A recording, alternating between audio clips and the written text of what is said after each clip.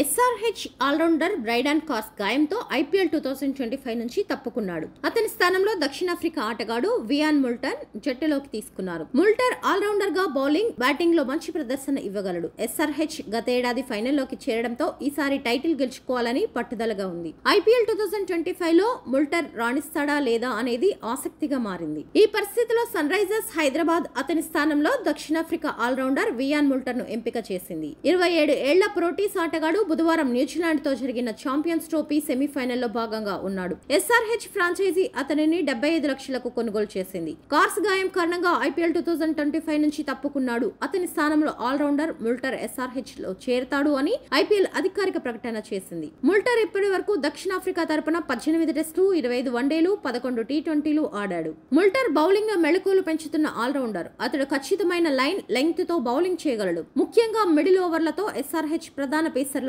మద్దతుగా నిలుస్తాడు. అలాగే అతడు డెత్ ఓవర్లలో బ్యాటింగ్ చేసి కీలకమైన పరుగులు చేయగలడు. ముల్టర్ బ్యాటింగ్ పరంగా కార్స్ కంటే మెరుగైన ఆటగాడని విశ్లేషకులు భావిస్తున్నారు. ఇది ఎస్ఆర్హెచ్ కు అదనపు ప్రయోజనాన్ని అందిస్తుంది. ఎస్ఆర్హెచ్ కి విఆర్ ముల్టర్ ఒక మంచి ప్రత్యామ్నాయం కానున్నాడా లేదా అనేది సమయం చెప్పాలి. ఐపీఎల్ 2025 మార్చి 22న ప్రారంభం కానుండగా ఎస్ఆర్హెచ్ తాజా ఎంపిక ఎలా రాణిస్తాడో చూడాల్సిందే.